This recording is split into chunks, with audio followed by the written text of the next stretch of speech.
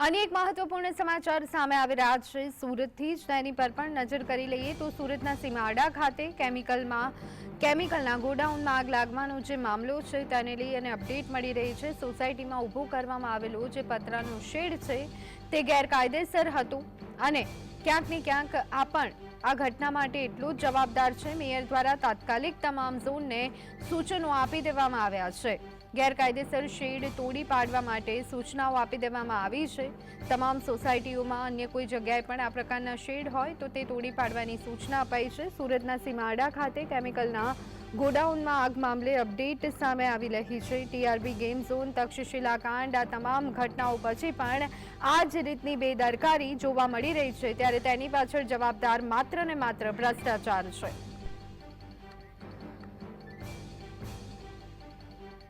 તો આ સંદર્ભે વધુ વિગત મેળવી લઈએ। સંવાદદાતા સાહિસ અમારી સાથે જોડાઈ ગયા છે। સાહિસ, ગોડાઉનમાં જે આગ લાગી છે એક વ્યક્તિનું મોત થયું છે, 3 લોકો ઇજાગ્રસ્ત છે, ત્યારે ગેરકાયદેસર શેડ ઊભો કરાયો હોવાનું પણ સામે આવી રહ્યું છે, શું છે વિગતો? બિલકુલ ધ્વની, ચોક્કસપણે સુરત શહેરની અંદર અવારનવાર પતરાના ગેરકાયદેસર શેડની બનાવવામાં આવ્યા છે અને શેડના અંદર આગનો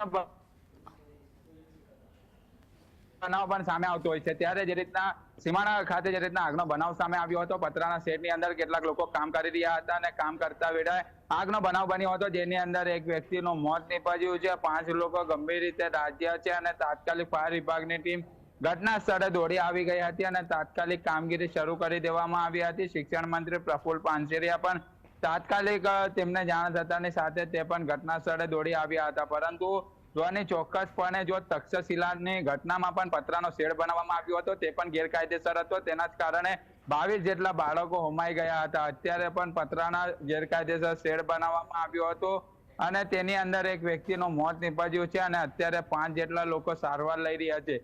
શહેરની અંદર અસંખ્ય એવા પતરાનો ગેરકાયદેસર ડોમ બનાવવામાં આવ્યો છે, કોઈ પણ પ્રકારની પરમિશન લેવામાં નથી આવી અને તે સંપૂર્ણપણે ગેરકાયદેસર છે અને સમગ્ર જવાબદાર હોય તો સ્થાનિક ઝોનલ જવાબદાર હોઈ શકે। અત્યારે મેયર જોડે જીએસટીવીની ટેલિફોનિક વાતચીત થઈ ત્યારે મેયરે સ્પષ્ટપણે તપાસના આદેશ આપી દેવામાં આવ્યા છે। ઘટના બનતાની સાથે જ મેયર દ્વારા તમામ ઝોનલને સૂચનાઓ આપવામાં આવી છે અને તમામ સોસાયટીઓમાં ચેકિંગની કાર્યવાહી પણ કરવામાં આવી રહી છે। જો આ સોસાયટીઓમાં ગેરકાયદેસર ડોમ ઊભું કરવામાં આવ્યું હોય અને કોઈ પણ પ્રકારની પરમિશન ન લીધી હોય તો તેમને તોડી પાડવા માટે સૂચનાઓ આપવામાં આવી છે।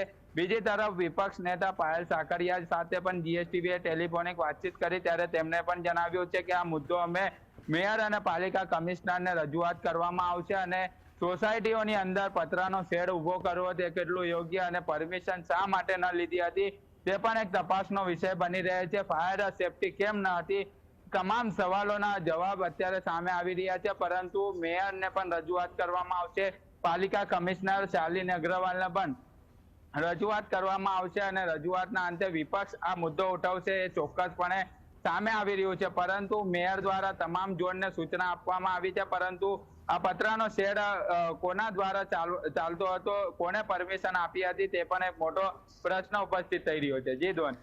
જી બિલકુલ સાહિસ, જ્યારે પણ આવી ઘટનાઓ બનતી હોય ત્યારે રજૂઆત શબ્દ છે, અમે જવાબ માંગીશું, આ તમામ ઘણા કોમન શબ્દ આપણને સાંભળવા મળતા હોય છે, પરંતુ એની પાછળ કેટલી જિંદગી હોમાઈ જતી હોય છે એ જોવું પણ એટલું મહત્વનું રહેતું હોય છે ને ત્યાર પછી જ આ તંત્રને ભાન આવતું હોય છે। શા માટે વારંવાર આ પ્રકારની ઘટનાઓ જોવા મળી રહી છે? આ બાબતને લઈ અને તંત્ર શું કહી રહ્યું છે?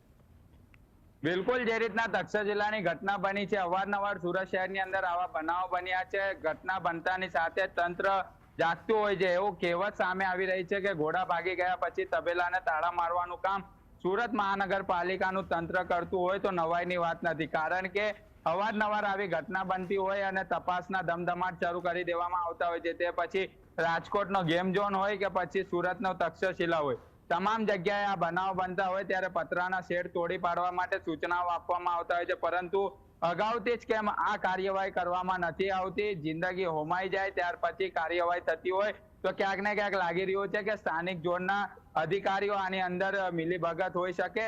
આ જે બનાવ બન્યો છે ધોની, આ જે બનાવની જગ્યાએ જ્યાં કોર્પોરેટર નરેન્દ્ર પાંડવ દ્વારા પણ પાલિકા કમિશનરને અનેક વખત રજૂઆત કરવામાં આવી છે, ભાજપના જ કોર્પોરેટર ખુદ અને પાલિકા કમિશનરને રજૂઆત કરી છે. ગેરકાયદેસર આવા પતરાના શેડ બનાવવામાં આવ્યા છે. શેડ તોડી પાડવા માટે અનેક વખત પાલિકા કમિશનરને રજૂઆત કરવામાં આવી છે. તેમને સ્પષ્ટપણે આક્ષેપ પણ કર્યો છે કે સ્થાનિક ઝોનના જે અધિકારી હોય તે આ મિલીભગત હોય તેના કારણે આ પતરાનો શેડ ઉભો કરવામાં આવતો હોય છે.